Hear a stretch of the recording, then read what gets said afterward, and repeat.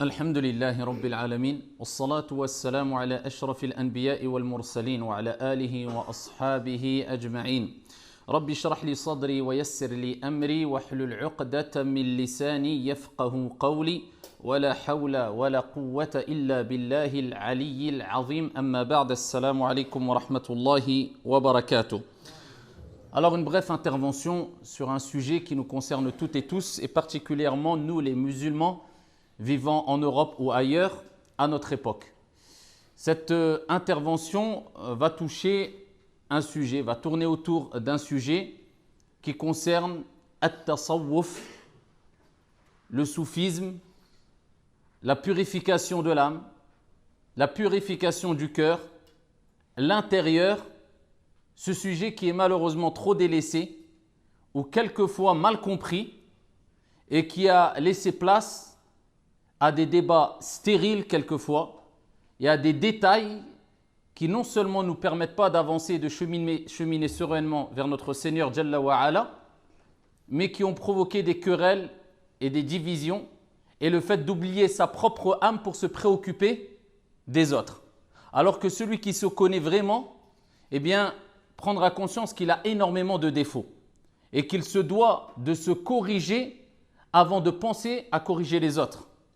Et il se préoccupera plus de ses défauts que des défauts des autres. Mais ça, c'est pour celui qui se connaît. Et pour se connaître, il faut apprendre à se connaître. Et il faut d'abord comprendre qu'il faut se connaître. Et à ce moment-là, on pourra prétendre essayer de connaître Allah Azza wa Jal, car tu ne pourras connaître Allah que si toi déjà tu te connais, afin de savoir quelles sont tes qualités et quels sont tes défauts, afin de faire le tri un peu dans ton fort intérieur, afin de pouvoir te libérer de ce qui t'empêche de connaître Allah Jalla wa Ala. Donc quelque part, ici, on s'est préoccupé plus et on se préoccupe plus, illa man rahim Allah, de l'extérieur que de l'intérieur. Et on ne pourra jamais réformer l'extérieur, nos pratiques religieuses aussi, notre comportement, nos paroles, nos faits et gestes, que si on a réformé notre intérieur. Et c'est pour ça qu'Allah subhanahu wa ta'ala nous l'a rappelé maintes fois dans le Coran al-Karim, à titre d'exemple, quand il dit « Qad aflaha man zakkaha » a certes réussi celui qui l'a purifié. Mais qui a purifié quoi? Qui a purifié son intérieur, qui a purifié son âme, qui a purifié son esprit, de manière générale, qui a purifié son cœur. Et le prophète sallallahu alayhi wa sallam, il nous dit dans le hadith rapporté par Muslim, bi sanadin sahih min hadithi Abi Hurayrata radiyallahu anhu wa arda, il nous dit alayhi salatu wa salam, inna Allah la yanzuru ila suwarikum wala ila ajsamikum walakin yanzuru ila qulubikum wa a'malikum. Allah Jalla wa Ala ne regarde ni vos formes ni vos apparences physiques, mais ce que Dieu regarde, ce qu'Allah subhanahu wa ta'ala, ton créateur, ton Seigneur qui t'a créé, eh bien il regarde ton cœur. Et le prophète il commence par l'intérieur. وَلَكِنْ يَنْظُرُ إِلَى قُلُوبِكُمْ وَأَعْمَالِكُمْ, et vos actions aussi. Car si ton cœur est purifié, eh bien les bonnes actions suivront. Et ça ne suffit pas de dire la foi est dans le cœur, je fais ce que je veux ou je fais tout et n'importe quoi. Non, il regarde les cœurs, mais il regarde aussi les actions. Et l'un ne va pas sans l'autre. Et le plus important, c'est le cœur. Parce que si le cœur est mauvais, les actions seront mauvaises. Et lorsque j'évoque ce terme de tasawwuf et de purification et de soufisme, vous allez comprendre pourquoi. On parle de purification et on va en venir, incha'Allah ta'ala. Souvenez-vous du hadith rapporté par Al-Bukhari wa Muslim fi as-Sahihayn, où le prophète alayhi afdalu salati wa azka taslim dit « Ala wa inna fil jasadi mudra, idha salahat, salaha al-jasadu kulluh, wa idha fasadat, fasada al-jasadu kulluh, ala wa hiya al-qalb. » Il y a dans votre corps un morceau de chair. Si ce morceau de chair, idha salahat, qu'est-ce qu'il a utilisé le prophète alayhi salatu wassalam comme terme? Le terme de islah, c'est-à-dire qui renvoie vers la réforme, vers la correction, vers l'éducation. Si ce cœur, ce morceau de chair qui est le cœur, si ce morceau de chair est bon, le reste, salah al-jasad kulluh, le reste du corps est bon. Donc, le corps, l'extérieur dépend de quoi? Du cœur, de l'intérieur. Donc, on aura compris que si on veut réformer ses aspects extérieurs, son langage, ses moralités, ses actes d'adoration, as-salah, as-siyam, al-hajj, il faut absolument réformer le cœur. Parce que la condition, le prophète a dit, si le cœur est bon, le reste des actions, le reste des membres, le reste du corps sera bon. وَإِذَا فَسَدَتْ فَسَدَ الْجَسَدُ كُلُّهُ. Et si par contre le cœur est mauvais, fais ce que tu veux. Efforce-toi à prier d'une manière apparente la plus conforme possible. Wallahi, si le cœur est corrompu, eh bien tes actions, tes actes d'adoration extérieurs seront corrompus. Tu as beau faire exprès d'être dans une certaine humilité, une certaine concentration, eh bien cela, ça s'appellera quelque part la concentration de l'hypocrite. Comme on dit certains compagnons, ils disaient « Iyyakum wa khushu'un nifaq » méfiez-vous de l'humilité de l'hypocrite ou de l'humilité hypocrite. Ils ont dit, mais qu'est-ce que l'humilité hypocrite? Et il disait, un compagnon a dit, c'est le fait de voir tes membres ici dans une certaine humilité alors que le cœur ne l'est pas. Et c'est pour cela que le prophète il dit, et si le cœur est corrompu, le reste des membres sont corrompus, ala wahi al-qalb. C'est certes le cœur. Et Ibn al-Qayyim, rahmatullahi alayh, ce médecin du cœur, ce médecin des cœurs, eh bien, il disait que le cœur est pour les membres ce qu'est le roi pour les soldats ou ses sujets. Si le cœur est bon, eh bien, les membres seront bons, les actions seront bonnes. Et si le roi, comme si le roi est bon, eh bien, ses sujets, les soldats seront bons. Et à l'inverse, ici, si le cœur est corrompu et mauvais, eh bien, les membres seront mauvais. Comme le roi, s'il est mauvais, les sujets et les soldats seront mauvais. Voilà pourquoi il faut comprendre qu'il est important de purifier son cœur. Et ça, c'est un ilm. Ça, c'est une science. Alors, il faut savoir une chose. C'est qu'il y a des noms qui existent et qui désignent des groupes ou qui désignent des matières. Nous, ce qui nous importe, ce n'est pas le nom en soi-même, mais c'est ce que renferme ce nom-là et c'est les finalités qui sont voulues à travers ce nom-là. Amma le nom, appelle la chose comme tu veux à partir du moment où tu n'en fais pas une cause de division ou de mauvaise compréhension de la religion, ou tant que cela ne te pousse pas à avoir un esprit sectaire, ou alors à penser que le nom suffit sans mettre en application le contenu et l'essence que renferme ce nom-là. Il faut savoir qu'à l'époque du prophète alayhi salatu wassalam, ilm al-tajwid, la science du tajwid, elle n'existait pas. Si vous voulez, c'était en eux, ils la connaissaient cette science. Ilm al-nahu, al-balagha, tout ce qui est la rhétorique, la grammaire arabe, il n'y avait pas cette science-là qui était codifiée comme maintenant on l'a. Ilm al-usul, usul al-fiqh, les sciences des fondements du droit, il n'y avait pas cette science-là à l'époque du prophète alayhi salatu wassalam.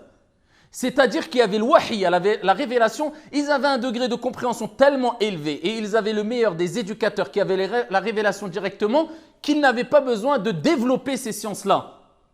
C'est venu bien après, à partir du 2e siècle, 3e siècle, 4e siècle, les générations qui sont venues après, ils ont vu qu'il y avait une nécessité de codifier certaines sciences, d'expliquer certaines sciences parce qu'elles étaient mal comprises par beaucoup de gens qui n'avaient pas vécu dans les meilleurs siècles.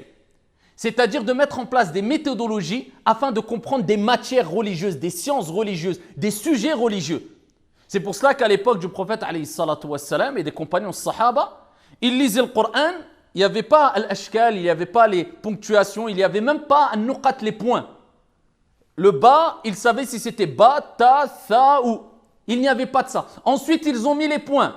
Parce que ici, les musulmans ont commencé à se mélanger, à se disperser, à ici aller un peu dans les 4 coins du monde. Des nouveaux ont embrassé l'islam qui n'avaient pas le niveau de science qu'ils avaient eux. Donc il fallait expliquer pourquoi on en est arrivé à dire ba et pas bi, bou et pas boun.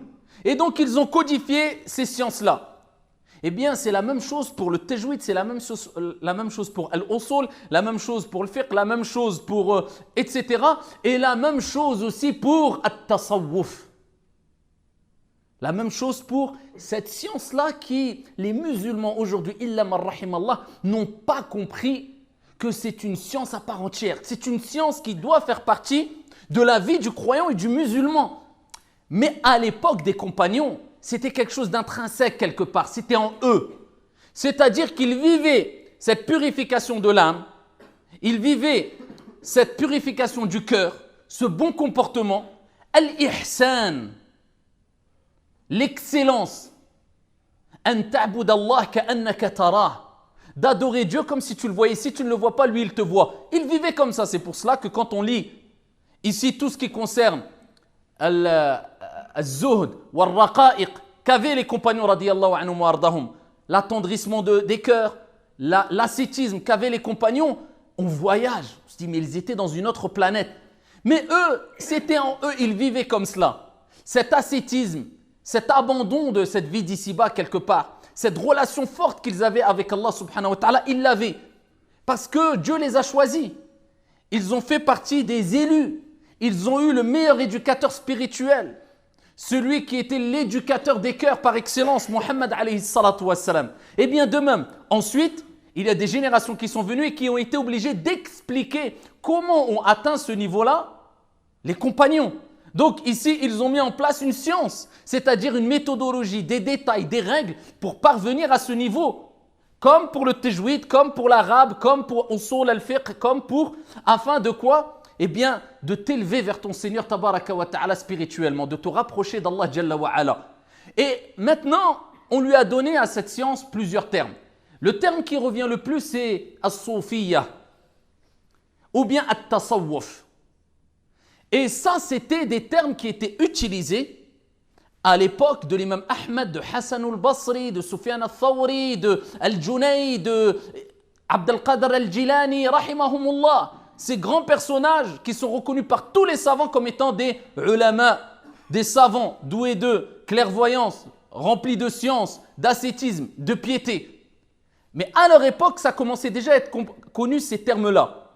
Donc ce terme qui est as-soufiyya, le soufisme, on le retrouve dans beaucoup de livres. Par exemple, pour l'instant, je suis en train de lire un livre qui fait partie des livres qui poussent à l'attendrissement du cœur. C'est Az-Zuhd wal-Raqa'iq de l'imam Al-Khattabi. D'accord? Ici, ce livre-là, c'est comme d'autres livres qu'a écrit Ibn al-Qayyim, comme a écrit d'autres.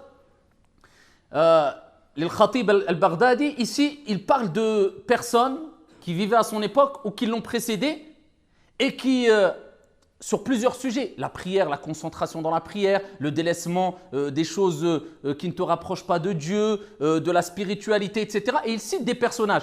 Et souvent, il dit un tel as-soufi, un tel le soufi. Et ça, c'était connu, comme Ibn Taymiyyah, rahmatullahi alayh, qui a écrit 2 volumes, un volume sur le soufisme, un volume sur as-suluk. Et il parle et il fait l'éloge de beaucoup de soufis, et etc. Donc ce terme-là existait. Et on va approfondir les choses pour montrer quel est le juste milieu dans la compréhension de ce terme-là. Parce que malheureusement, à chaque fois qu'un groupe apparaît et qu'il se donne une appellation, il y aura des choses dans ce groupe-là, à travers la compréhension de ce terme-là qui désigne un groupe, chez les adeptes de ce groupe-là, des erreurs, des choses mauvaises et des choses bonnes. Quelquefois du laxisme, quelquefois de l'exagération. C'est comme cela, dans tous les domaines. Et ainsi aussi dans ce domaine qui concerne at-tasawwuf, as-soufiyya, donc les soufis, ou bien at-tasawwuf, la purification. Donc aujourd'hui, quand on entend des termes, nous, ce qui nous intéresse, ce n'est pas le terme en lui-même. C'est pourquoi ce terme-là, pourquoi ce nom de ce groupe-là, qu'est-ce qu'il renferme? Et là, à ce moment-là, on dira, est-ce que d'après la méthodologie, d'après les fondements qui représentent ce nom-là, est-ce que c'est conforme à la législation, à la religion, oui ou non? Si oui, nous on dira c'est pour se repérer ce nom-là. Mais nous, peu importe du nom, à partir du moment où il ne crée pas de division. Mais nous, la base, c'est que Allah dit dans le Coran, c'est lui qui vous a donné l'appellation de musulman. On est musulman, ni plus ni moins. Amma quand je vais apprendre une science quelconque, je vais apprendre le fiqh, je dis fiqh, pour que je sache qu'est-ce que j'apprends, quelle matière je traite, la jurisprudence, comment prier, comment jeûner, comment faire le hajj, comment me marier, etc. Quand je dis at-tafsir, c'est pour comprendre que là, on est en train d'étudier le tafsir. Quand je dis at-tasawwuf, je comprends que là, on est en train d'apprendre à purifier son cœur, purifier son âme, etc. C'est des appellations simplement pour se repérer, pour savoir qu'est-ce que je traite. Mais l'islam, c'est un tout. L'islam, ce n'est pas une chose. C'est tous ces noms qu'on entend en général. L'islam, eh bien, ça réunit tous ces noms tant que ces noms sont appliqués avec juste milieu, sans laxisme et sans exagération. À l'époque du prophète, alayhi salatu wassalam, Al-Muhajirun wal-Ansar, deux tribus nobles qui ont reçu l'éloge d'Allah Jalla wa Ala dans le Saint-Coran, dans le Coran. Allah a parlé de Al-Muhajirun et il a parlé de Al-Ansar. Al-Muhajirun, c'est ceux qui ont émigré. Min Makkata ila al-Madina. Al-Ansar, ce sont eux qui les ont réceptionnés. Donc les noms sont dans le Coran. Donc eux, ils sont plus à même à justifier le fait qu'ils utilisent des noms. Al-Muhajirun, nous on est le Muhajirun, nous on est les Ansar, on a une preuve, un dalil dans le Coran. C'est plus à même, ici, ils sont plus à même à justifier l'appellation de ces termes.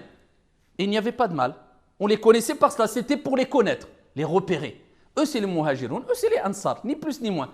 Mais lorsque, comme il est relaté fi Sahih, un jour, Al-Muhajirun se sont disputés avec Al-Ansar, un des membres des immigrés, avec un des membres de Al-Ansar. Eh bien, il y en a un qui a dit « Oh, vous les Muhajirun, venez !»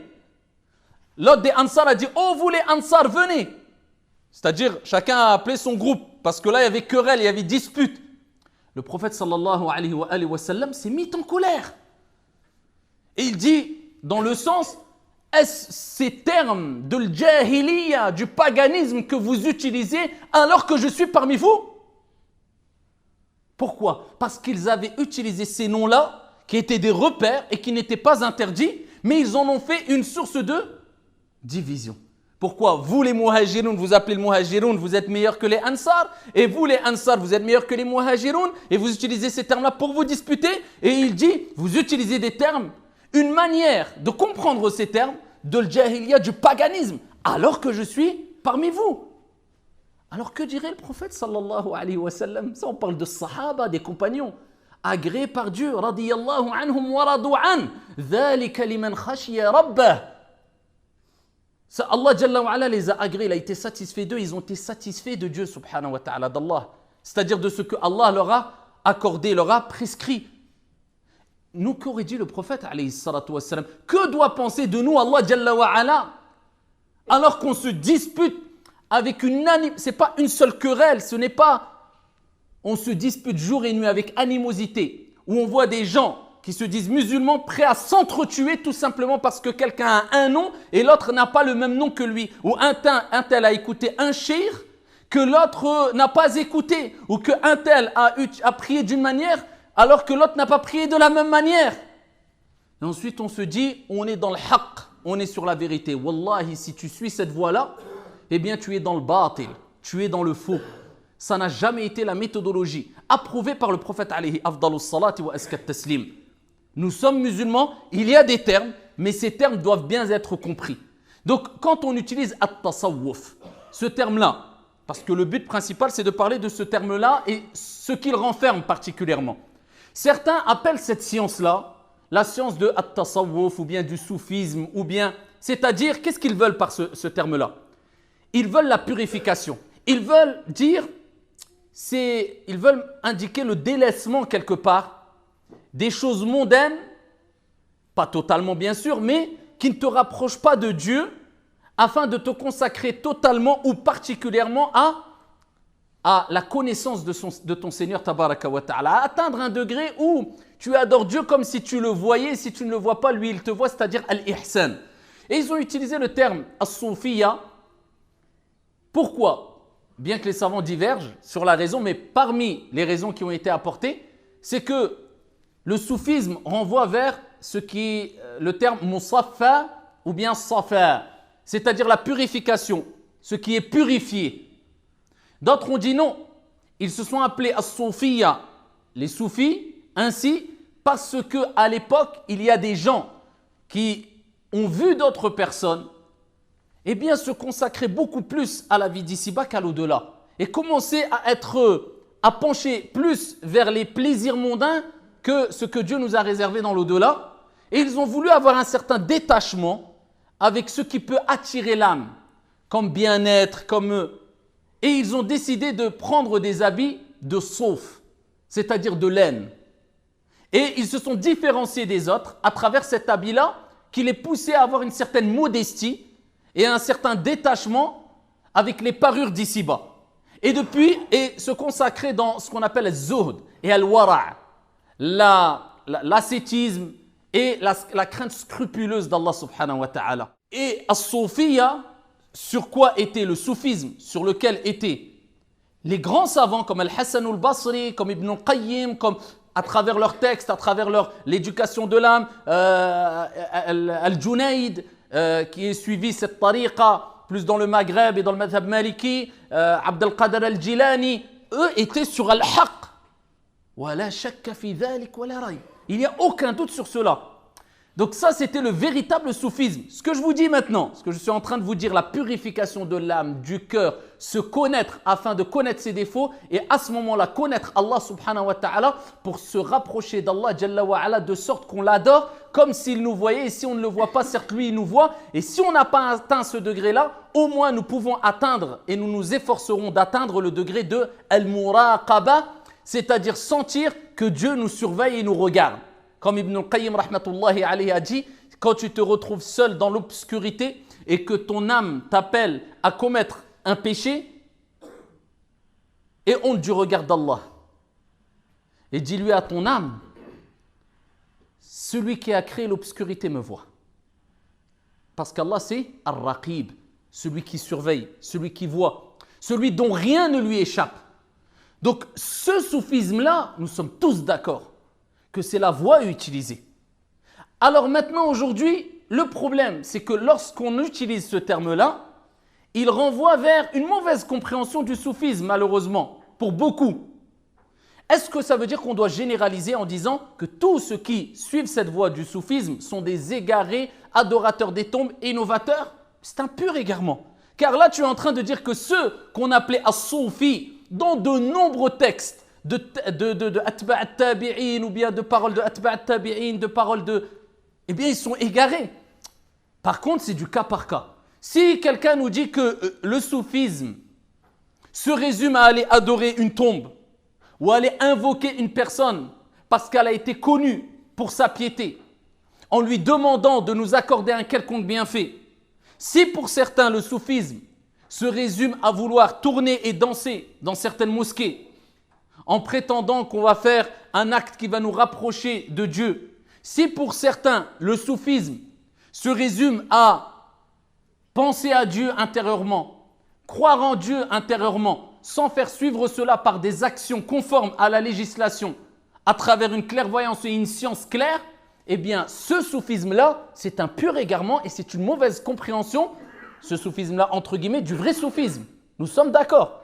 Mais si tu comprends par at-tasawwuf, la purification de l'âme, une science qui fait partie de l'islam, comme il y a la science du fiqh, la jurisprudence, la science de usul al-fiqh, de tajwid, des règles du Coran, c'est-à-dire une science qui te permet de connaître ton âme, d'éduquer ton âme, de purifier ton cœur, de donner une âme à tes actes d'adoration,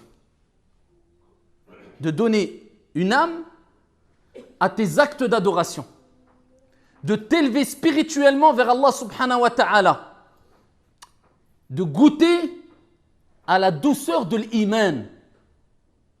Parce qu'il y a l'iman, la foi, et il y a halawatul iman, le goût, la douceur de la foi. C'est deux choses différentes.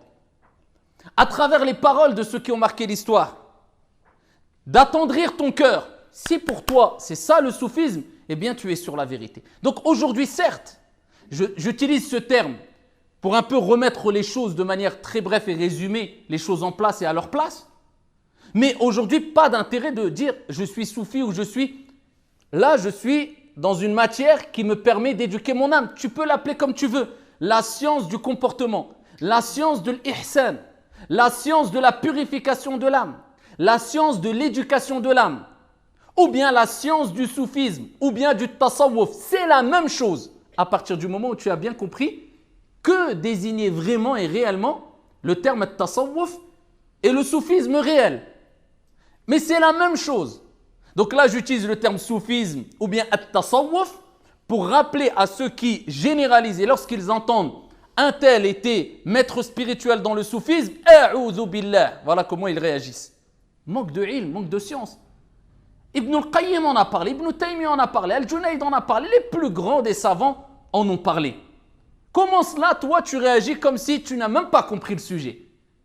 Si peut-être tu vas lui dire, parce que certains utilisent des noms de savants qui sont des maîtres spirituels dans l'éducation de l'âme et ils sont rentrés dans l'excès en utilisant quelquefois une confrérie ou une voie, je parle de ceux qui rentrent dans certaines voies dans l'excès, eh bien les gens quand ils entendent ce nom-là, eh bien ils pensent que c'est un égaré. Voilà, il y a des jeunes, eh bien ils disent non, il ne faut pas écouter Abd al-Qadir al-Jilani ou alors lire ses écrits, A'udhu billah al-Junayd, parce qu'ils entendent que des soufis qui sont rentrés dans l'excès, eh bien ils utilisent les termes, ces termes-là. Mais eux sont innocents des égarements et des excès qui sont faits à leur nom. Amma eux, ils n'ont rien à voir. Eux restent des maîtres spirituels, restent des éducateurs de l'âme, restent des références. Alors, est-ce qu'ils sont parfaits? Abadan. Al-kamalu lillahi azza wa jal. As-tu vu une personne d'entre les savants et d'entre les plus anciens comme les contemporains, parmi les compagnons, des personnes qui sont parfaites et ils sont exempts d'erreurs ou de péchés? Non. Que dire de ces savants? Ils ont fait des erreurs et ils ont fait du bien. Lakin al-adil fil hukm, celui qui est équitable dans le jugement, eh bien c'est celui qui juge avec équité et qui regarde qu'est-ce que la personne a apporté comme bien et qu'est-ce que la personne a apporté ou apporte comme mal. Si le bien est beaucoup plus grand que le mal, pourquoi tu vas renier le bien? Est-ce que tu aimerais qu'on réagisse vis-à-vis de toi ainsi? Ça c'est de l'ingratitude, ça c'est du manque de pudeur. Tout le monde fait du mal, tout le monde fait des erreurs. Et peut-être même que ce que tu vois toi comme une erreur n'est pas une erreur. Donc un peu de pudeur et de retenue lorsqu'on juge des gens, quand ils jugent, ils disent « Oui, celui-là il a fait des erreurs, mais alhamdoulilah, ouais, il fait quand même du bien, on laisse les erreurs. » Bon déjà c'est mieux que celui qui dit « Celui-là il a que du mal. » Mais déjà toi qui dis ça, celui-là il a du bien et du mal, il a fait des erreurs. Est-ce que tu es sûr que les erreurs que tu as vues sont des erreurs? Peut-être ce sont des erreurs pour toi, mais peut-être ce n'est pas des erreurs. Peut-être tu as mal compris les choses. Elle est où cette retenue? Vous voyez pourquoi aujourd'hui on s'est consacré et on se consacre plus aux autres? C'est parce qu'on ne se connaît pas et on ne cherche pas à se connaître et on a mis de côté cette science de la purification et de l'éducation de l'âme, alors que c'est une science, c'est une matière, madda, qui a toujours existé. À l'époque des compagnons, à l'époque du prophète, plus que cela, c'était une matière, une science, un sujet qui était le plus central ou un des plus centrales dans la vie des compagnons et du prophète alayhi salatu wassalam. Le prophète n'a-t-il pas dit « Innama bu'ithtu li utammima makarim al-akhlaq » J'ai été envoyé pour. Pourquoi? Pour réformer, pour parfaire les bonnes moralités. C'est ça la science que je suis en train de vous citer. C'est l'éducation de l'âme afin de quoi? Corriger son cœur afin que quoi? Eh bien les actes suivent. Tu parles correctement, tu agis correctement, mais pour cela, l'un ne va pas sans l'autre, mais il est obligatoire pour nous de passer par la réforme du cœur avant d'arriver à ce comportement. Les gens vont lire, oui, il faut que je parle bien, oui, il faut que je... Mais si tu n'as pas compris comment éduquer ton cœur, purifier ton cœur, tu pourras lire ce que tu veux, tu n'arriveras pas à parler correctement. Tu n'arriveras pas à te corriger dans ton comportement, dans ta relation avec les gens et ta relation avec Allah subhanahu wa ta'ala. Tu ne pourras pas. Le tawhid ne peut passer que par la purification de l'âme. يَوْمَ لَا يَنْفَعُ مَالٌ وَلَا بَنُونَ إِلَّا مَنْ أَتَى اللَّهَ بِقَلْبٍ سَلِيمٍ. On a l'impression qu'on a mis ce sujet, mais c'est tout sur l'apparence, tout sur le regard des gens, tout sur l'extérieur. Alors qu'Allah dit, il parle du jour dernier.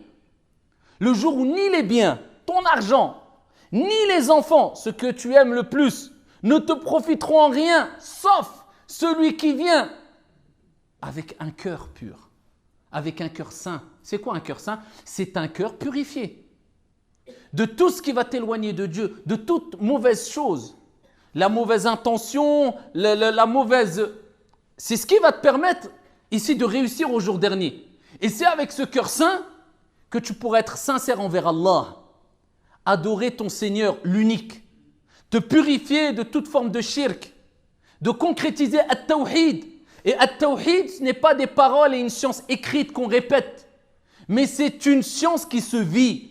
Lors des épreuves, tu sais qu'Allah Jalla wa Ala, c'est lui Al-Azim, c'est lui qui est ala kulli shay'in qadir. Tu sais que si toutes les portes se ferment, Allah subhanahu wa ta'ala, c'est lui Al-Fattah, celui qui ouvre toutes les portes. Tu vis avec, à travers les noms sublimes de Dieu et ses attributs pour connaître Dieu, car Allah se présente et se décrit à travers ses noms parfaits et ses attributs sublimes.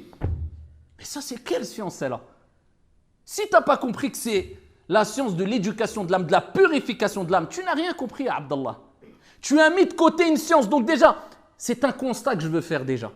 Rendez-vous compte que le musulman a besoin de toutes les matières.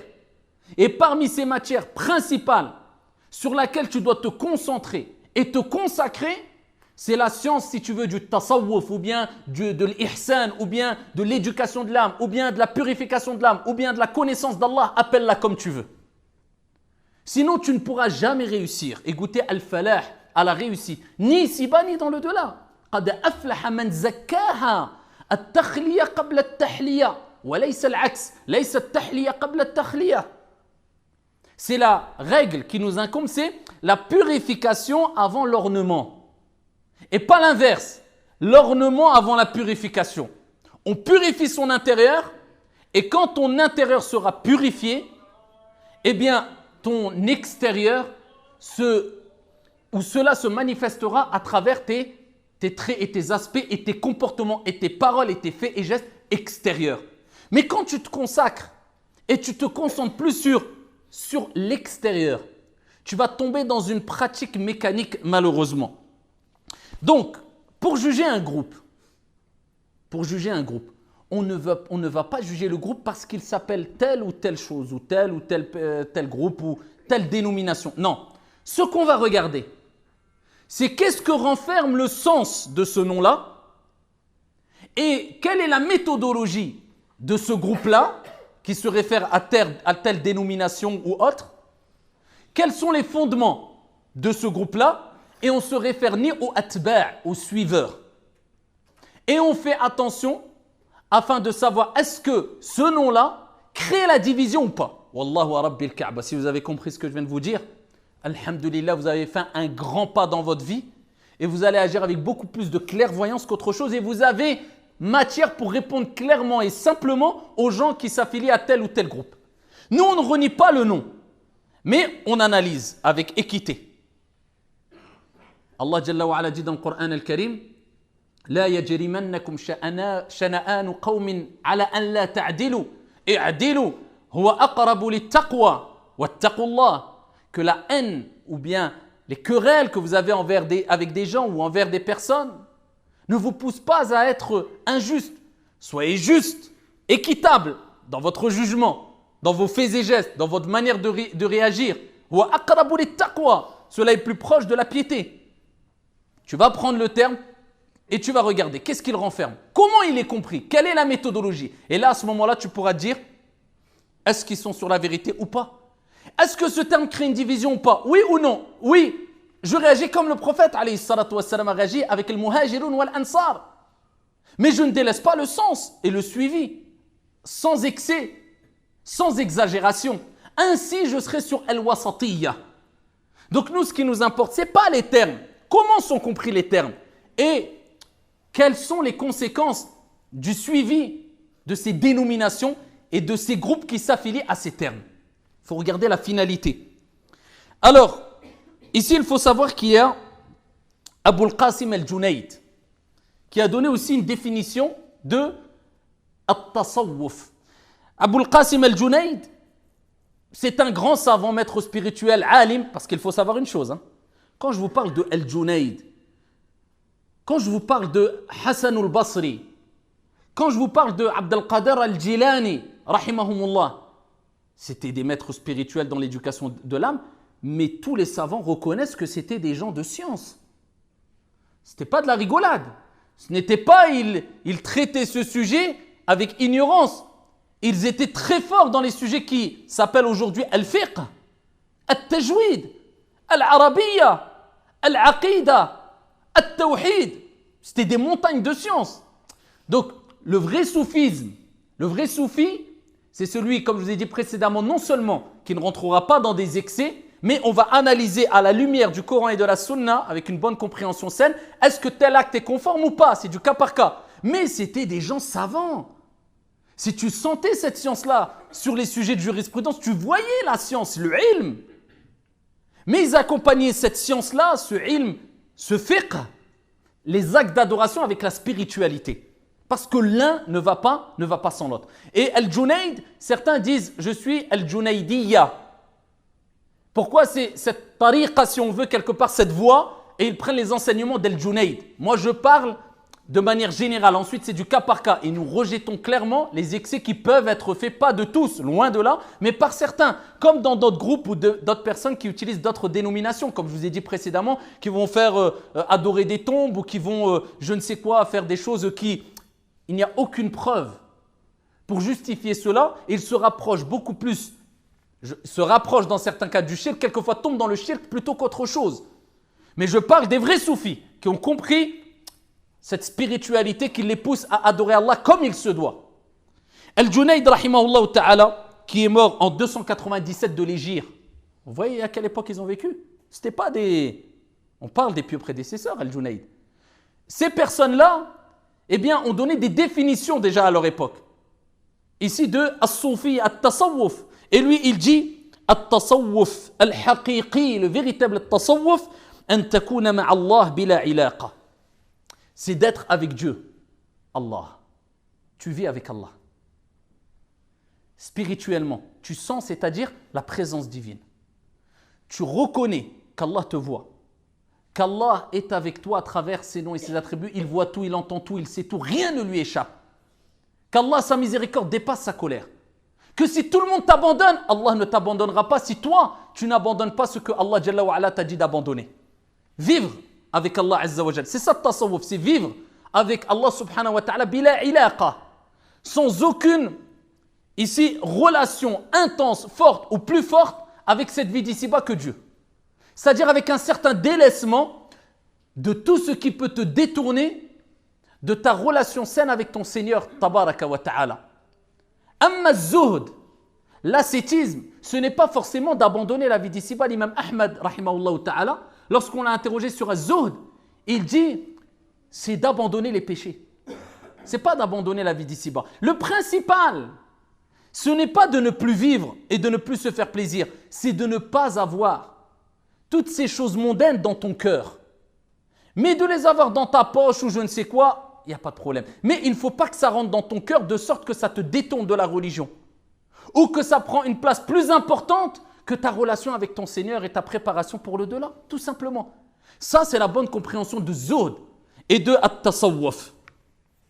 Alors, parmi les choses qu'on dit, al-ulama, ils disent que c'est se déconnecter lors de l'adoration aussi. Avec toute cette vie d'ici-bas, ça y est, tu mets pause. Tu dis Allahu Akbar, ça y est, ce n'est pas que les gestes qui réagissent, c'est le cœur qui réagit. Et le cœur est attiré, l'âme est attirée par les biens d'ici-bas, par les choses qui attirent. Eh bien non, tu mets une pause et tu rediriges l'âme vers Allah Azza wa Jal. Ça y est, quand tu as dit Allahu Akbar, tu as compris le sens. Tu n'as pas dit que la parole. Tu as accompagné cette parole par une compréhension saine et une application. Dieu est le plus grand, c'est-à-dire il est plus grand que tous mes soucis, tous mes problèmes, tout ce qui peut me détourner de ma prière. Tu abandonnes, pause. Il n'y a que Dieu en face de toi. Allahu Akbar. Et quand tu mettras priorité à Allah subhanahu wa ta'ala, eh bien tu sais que tous les problèmes que tu as pris avec toi dans la prière et que tu les as laissés à la porte avant d'entrer dans l'arène spirituelle de la prière, eh bien Allah Azza wa Jal fera que quand tu vas sortir de ta prière, ouvrir cette porte-là, ces problèmes auront disparu, incha'Allah. Parce que tu as fait devancer Allah sur tes problèmes. Et tu as reconnu, à travers ce délaissement, que c'est Allah qui enlève les problèmes. Et que si tu mets priorité sur Dieu, Dieu s'occupera de tes affaires mondaines. Ça, c'est se déconnecter concrètement à travers les actes d'adoration. Vivre l'acte d'adoration de manière spirituelle et pas à travers simplement des gestes. Et Ibn al-Qayyim, rahimahullah ta'ala, a rappelé aussi l'importance de ce sujet parce qu'il est connu pour tous ses écrits et ses livres sur la spiritualité et la purification du cœur. Ibn al-Qayyim, lui-même a écrit un livre, des volumes qui sont références, des volumes de référence dans le monde musulman aujourd'hui, qui est Madarij al-Salikin. Mais Madarij al-Salikin, c'est le sharh quelque part, l'explication de Manazil al-Sa'irin, d'un livre qui a déjà été écrit par quelqu'un avant lui. Qui était qui? L'imam al-Harawi al-Soufi, un maître spirituel soufi qui est l'imam al-Harawi. Ibn al-Qayyim rahmatullahi alayhi a repris ses écrits, a ajouté, diminué certaines choses et a expliqué d'autres choses. Donc, cette voie-là n'est pas nouvelle. Elle est aussi ancienne que la voie qu'utilisent certains quand ils enseignent al-Aqidah, ou bien al-Tafsir, ou bien al-Tajwid, ou bien Usul al-Fiqh, ou bien al-Nahu, etc. Rien de nouveau. Ibn Taymiyyah, rahimahullah ta'ala, de même, a fait l'éloge de certains soufis, maîtres spirituels, éducateurs de l'âme, et a critiqué d'autres voies du soufisme. Et il a rappelé qu'il y avait un juste milieu comme d'autres matières. Et il a rappelé qu'il y a des soufis qui se trompent et qui font des erreurs et qui font des choses bien. Voilà, pour dire qu'ils sont comme toutes les autres voies. Et il a rappelé qu'est-ce qui était comme excès chez les soufis et qu'est-ce qui existait comme chose bonne chez les soufis. Chez ceux qui sont éducateurs de l'âme, si on veut quelque part, c'est ce qui nous importe, c'est le sens, mais pas le terme. Ibn Taymiyyah nous rappelle même, à titre d'exemple, parce que c'est une référence chez les soufis. Alors, je parle de manière générale, hein, je ne parle pas de ceux qui rentrent dans l'excès, dans l'adoration, la divinité, ou qui prennent un tel shir comme maître spirituel, même après sa mort, en pensant qu'ils se rapprochent de Dieu, en l'invoquant lui. Non, je parle de ceux qui ont pris les paroles, l'éducation concrète de Abd al-Qadir al-Jilani, rahimahullah ta'ala. Abd al-Qadir al-Jilani lui-même, ici,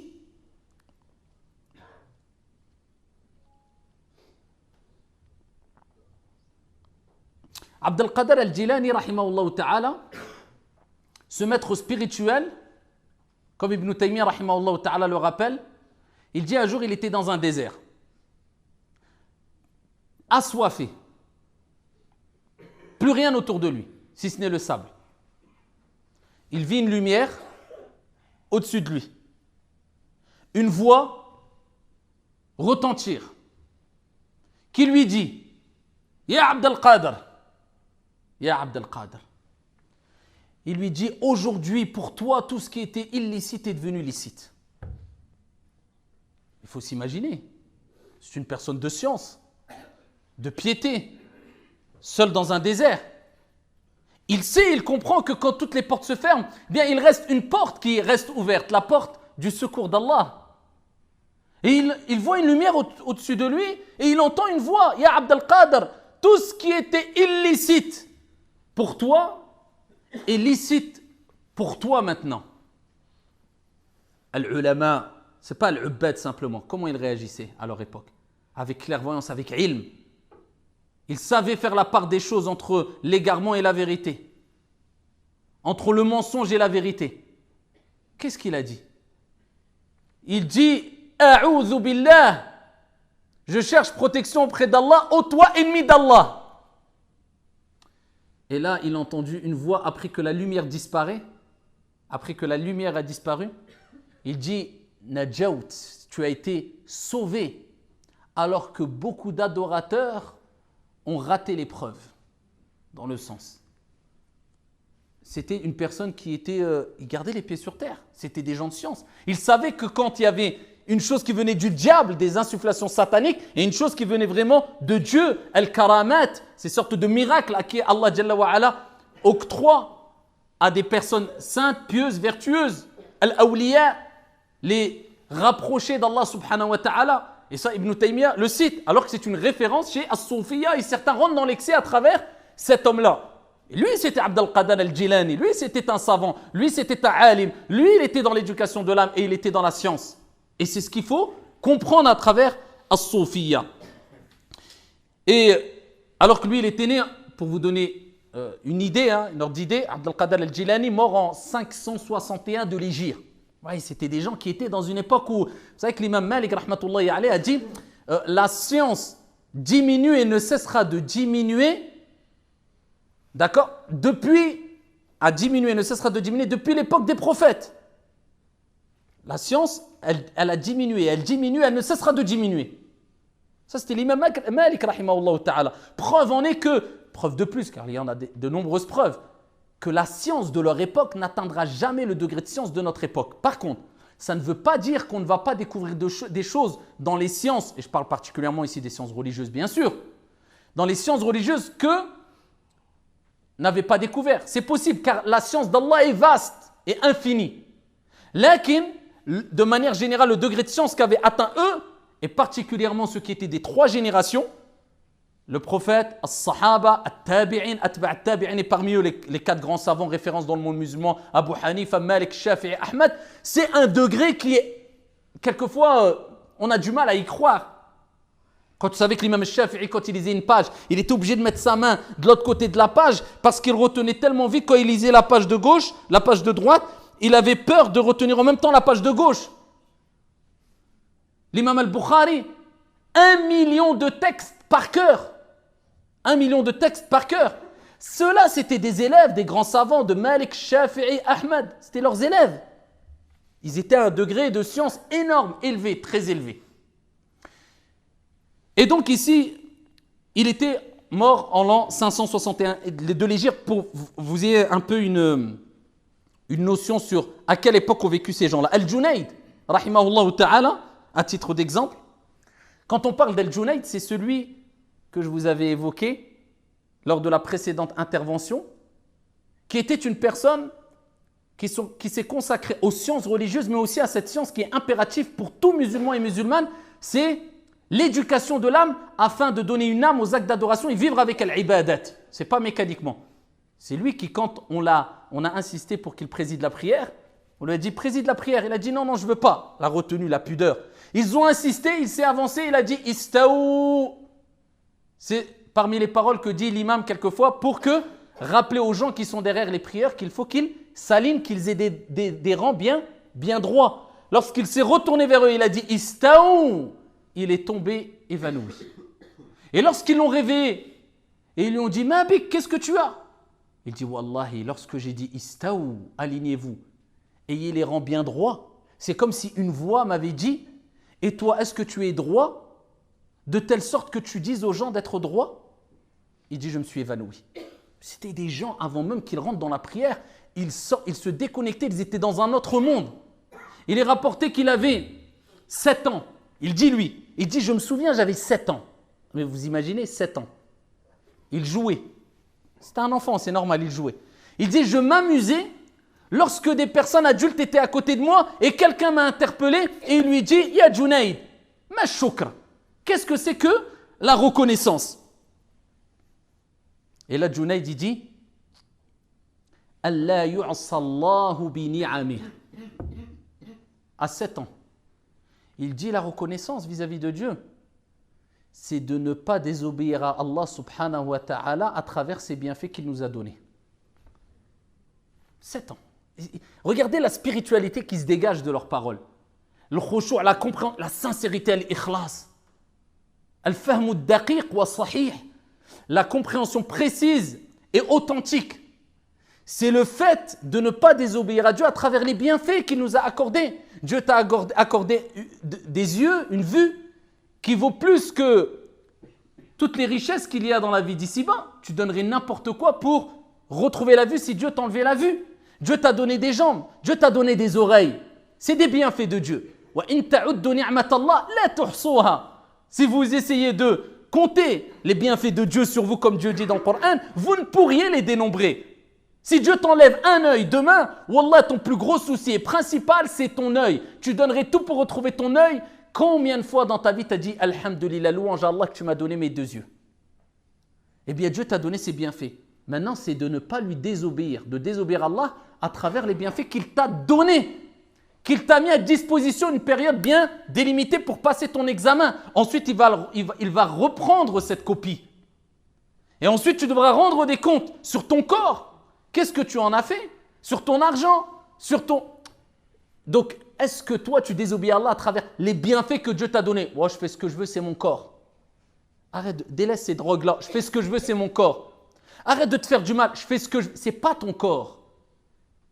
Inna lillah wa inna ilayhi raji'un. Nous appartenons à Dieu et vers Dieu nous retournerons. Dieu t'a mis à disposition afin de faire du bien auprès de toi, autour de toi, chez les gens de manière générale, vis-à-vis des gens de manière générale et vis-à-vis de toi-même et avoir une bonne relation avec Dieu de manière sereine et paisible.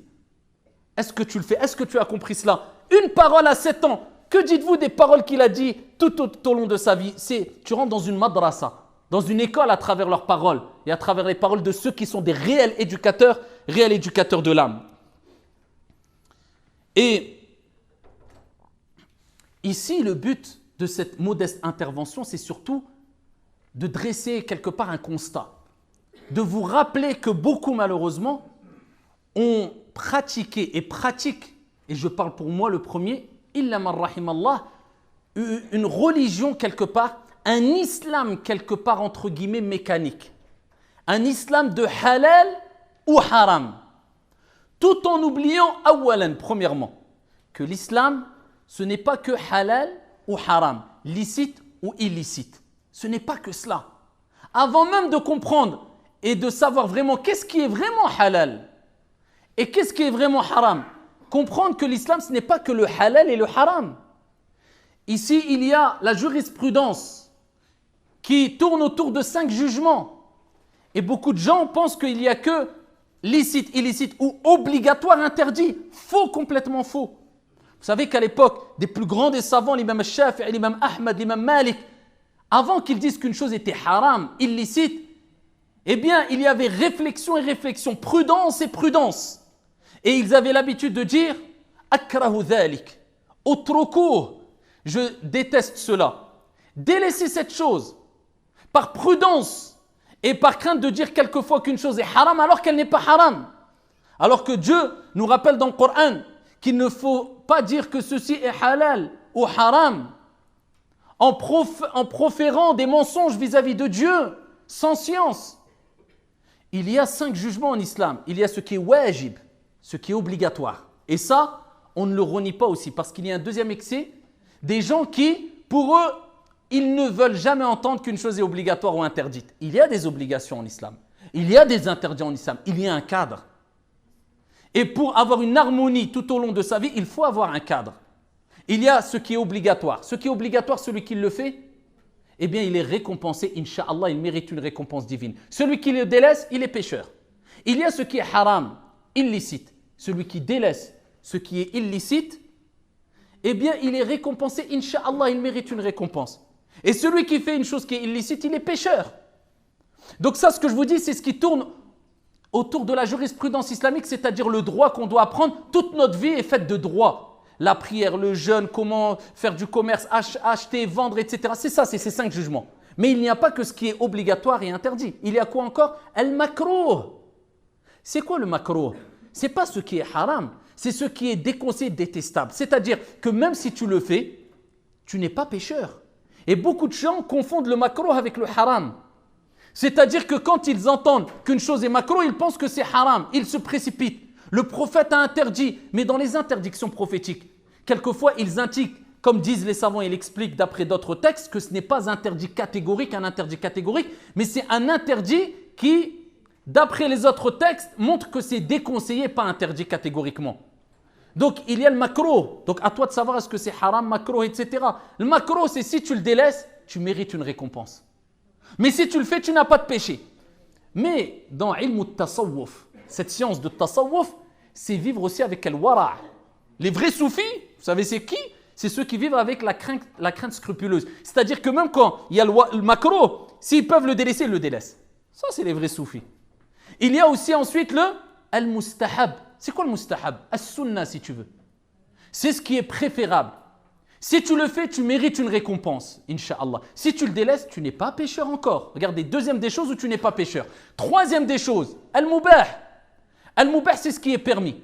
Pourquoi? Parce que al-aslu fil ashya al-ibaha wal-hil. Ça, c'est une qa'ida. Le principe de base, tout au long de ta vie dans les choses, c'est la licéité et la permission. Tant qu'il n'y a pas une preuve du contraire. Donc les gens ils disent, le prophète n'a pas fait, je fais. Non, le principe de base, c'est la permission et la licéité. Tant qu'il n'y a pas une preuve qui montre son interdiction, son caractère, ici makrouh, détestable.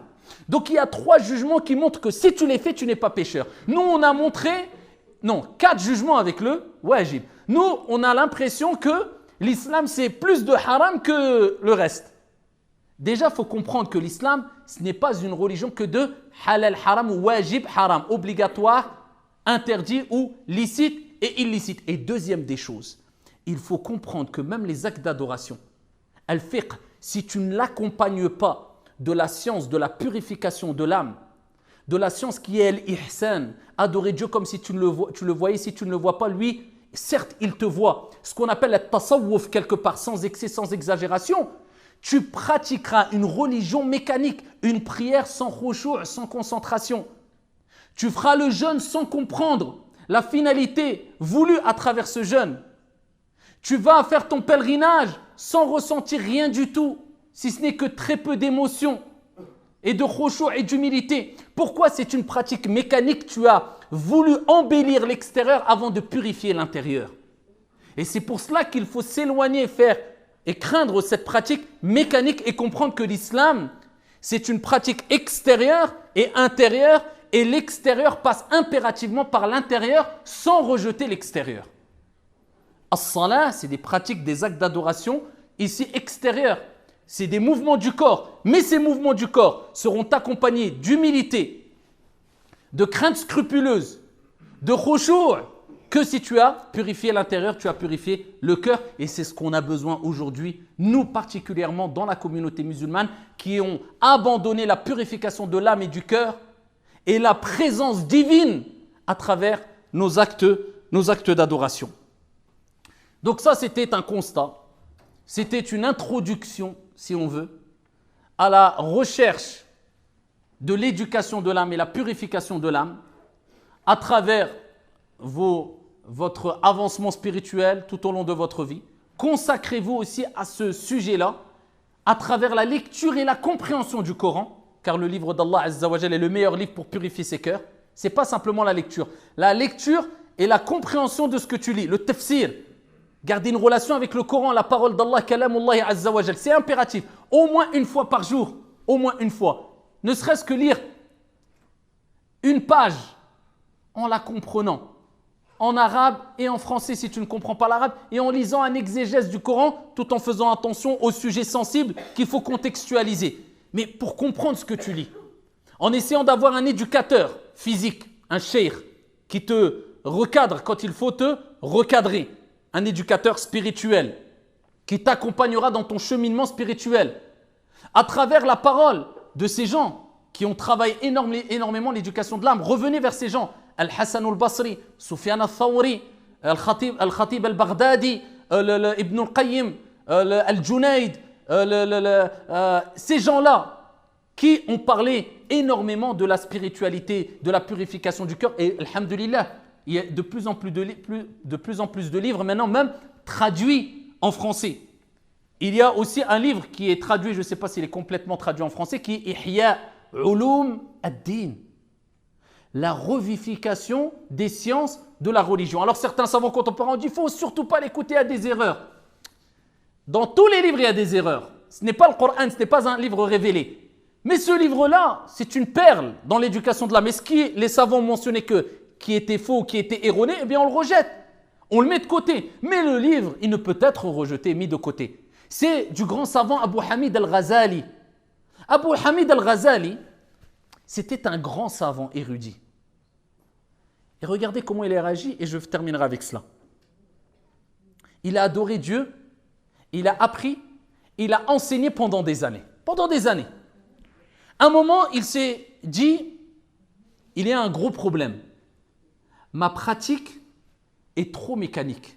C'est-à-dire que je pratique, il y a de la science, c'est bénéfique, as-salat, as-siyam, tout ce qu'on peut avoir comme pratique aujourd'hui, on peut voir comme pratique chez les frères et chez les sœurs, apparent, comme les sœurs, le hijab, comme les...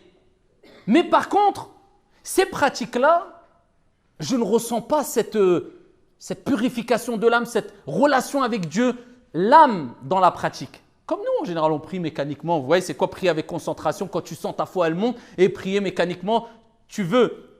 Ce n'est pas la prière, ce n'est pas toi qui aimes la prière, mais tu veux te débarrasser de la prière et ainsi la prière veut se débarrasser de toi. Eh bien, il s'est dit non, il faut que je revienne à l'essentiel. me connaître, me retrouver avec moi-même. Et il a décidé de faire al-i'tikaf, une retraite spirituelle en faisant un grand voyage. Il est parti. Il est parti à Médine, il est parti à Mecca, il est parti à Al-Quds. Et il s'est retrouvé pendant une longue période tout seul, avec lui-même. Et il a médité. Et il dit, j'ai rencontré d'énormes choses, j'ai compris d'énormes choses. En fait, il a voulu une revivification de la spiritualité et des sciences religieuses. Pourquoi? Voilà pourquoi ce livre, il est appelé Ihya Ulum ad-Din. La revivification des quoi? Des sciences religieuses. Comme si il nous montrait que les sciences religieuses, sans âme, sans revivification, elle est morte. Donc la revivification, c'est-à-dire qu'il voulait faire revivre ces actes d'adoration. Il enseigne la prière, mais non, c'est une prière morte quelque part. C'est pour ça que Ibn al-Qayyim disait Al-khushu' ruh as-salah. L'humilité, la concentration, c'est quoi? C'est l'âme de la prière. C'est l'âme de la prière. Il y a un corps sans âme, il meurt. Comme une prière sans âme, sans khushu', elle est morte. Allah dit قَدْ أَفْلَحَ الْمُؤْمِنُونَ الَّذِينَ هُمْ فِي صَلَاتِهِمْ خَاشِعُونَ. On réussit les croyants qui sont humbles dans leur prière. Et Allah Jalla wa Ala dit قَدْ أَفْلَحَ مَنْ زَكَّاهَا. Il dit encore, a réussi celui qui l'a purifié. Donc la purification, ça te permet d'atteindre al-khushu' et de réussir. Eh bien lui, il a dit, je vais voyager. Ça y est, je laisse. J'ai du ilm, mais j'ai envie de faire revivre ces sciences. Il voyage, il s'isole, il fait l'i'tikaf. D'où l'importance de quelquefois avoir des moments que entre toi et Allah. Il ne faut pas toujours être mélangé. Quelquefois, garde un moment, tu es tout seul. Tu médites et tu parles à Dieu. Tu lui dis des choses. Tu te confies, tu te vides, tu parles à Allah. Comme toi, tu aimerais bien, quelquefois tu te dis, qu'est-ce que j'aimerais bien avoir un entretien avec tel savant ou avec telle personne pour lui raconter tout, pour réagir au moins. Regardez à quel stade on est arrivé. Au moins. Essaie de réagir comme tu réagis là maintenant, en souhaitant, en espérant, en rêvant d'avoir un entretien avec telle personne connue pour sa science. Réagis au moins comme ça avec ton Seigneur Tabaraka wa Ta'ala. En te disant qu'est-ce que j'aime. Et tu peux. Fais le wudu, vas-y. Et parle à Dieu. Dieu ne te répondra pas avec des paroles directement. Mais il te répondra concrètement avec un changement dans ta vie. Parce que toi, tu parles, Dieu t'entend. Dieu sait ce que tu veux avant même que toi, tu le veuilles. Il te donnera. Mais il veut que tu l'invoques et que tu lui montres que, avant d'aller voir les gens, je vais te voir toi, ya Allah. Et je me vide et je pleure et je dis, Allah, je t'aime. Et je reconnais mes déficiences. Et je m'en remets à 100% à toi. Ça, c'est la vraie relation avec Allah subhanahu wa ta'ala. Eh bien, lui, il nous rappelle que pour ça, il faut des isolements. Quelquefois, on a du mal à s'isoler 10 minutes à méditer. Et par contre, passer des heures devant la télé ou devant des je ne sais quoi, perdre du temps. Mais combien de temps t'as laissé entre toi et Dieu pour parler à Dieu? Va parler à Dieu. Tu peux parler à Dieu. Tu t'imagines, on te dit demain, tu parles à un roi. Tu es invité par un roi. Ben là, dans ta prière, tu parles au roi des rois, Malikul Muluk. Et tu es invité par Allah et tu as une conversation. Vous connaissez le hadith Qudusi où Allah il dit, quand mon serviteur me dit Alhamdulillahi Rabbil Alamin, Surat al-Fatiha, chaque fois après les versets, Dieu te répond. Mon serviteur m'a loué. Et Allah il parle avec toi. Une conversation avec Dieu. Tu es dans sujoud. أقرب ما يكون العبد من الله عز وجل وهو ساجد فأكثر الدعاء كما في الصحيح. Le moment où tu es le plus proche d'Allah, c'est quand tu es dans ta prosternation. Le prophète il dit augmentez les invocations. Parle avec Allah Azza wa Jal. Il s'est isolé pendant des jours, des semaines, des mois. Il est revenu. Et là, il a écrit un livre où il a cité certaines choses sur la jurisprudence, etc. Mais quand il citait des aspects techniques de fiqh de la prière, voilà les conditions de la prière, les eaux. Et pour cela, moi, j'invite tout le monde à avoir une cohérence et revenir vers une école juridique, comme je le dis assez souvent. D'après ton origine et d'après l'espace où tu vis, par exemple Malikite, Shafi'ite, Hanbalite, pour avoir un cadre sain, suivre un savant Malik et des millions de savants qui sont les élèves de Malik à travers les siècles, et au moins tu te préoccupes à la spiritualité et tu as une cohérence dans ta pratique. Lui, il évoque par exemple les conditions de la prière, de l'wudu, mais il ne s'arrête pas là. Il a compris qu'il y a une autre chose. Il dit, il va parler de la prière, mais à côté il va parler de quoi? Comment goûter à l'humilité à travers cette prière, dans les ablutions? Comment goûter à la spiritualité dans les ablutions, à zakat? Comment? Vous savez, il a lié, il a fait revivifier les sciences religieuses. Il a dit, Je pratiquais sans spiritualité. C'était mécanique. Et il a écrit ce livre-là qui est magnifique et d'autres textes et d'autres livres et d'autres épîtres et d'autres résumés qu'il a écrits aussi que vous pouvez retrouver, certains en langue française. Donc c'était un résumé pour ouvrir cette porte-là dans votre vie et comprendre vraiment cet aspect qu'on a délaissé malheureusement aujourd'hui. Et je rappelle, il y a le halal et le haram, il y a le wajib en islam. On ne peut pas délaisser la science du fiqh, la science de l'aqidah comme certains le font et se consacrer que à la spiritualité. Comme on ne peut pas délaisser ce sujet de spiritualité ici en délaissant autre chose. Donc l'un ne va pas sans l'autre. On a besoin de toutes les sciences, mais l'âme de notre adoration, c'est la purification du cœur et de l'âme. هذا والله تعالى أعلى وأعلم وأحكم والحمد لله رب العالمين.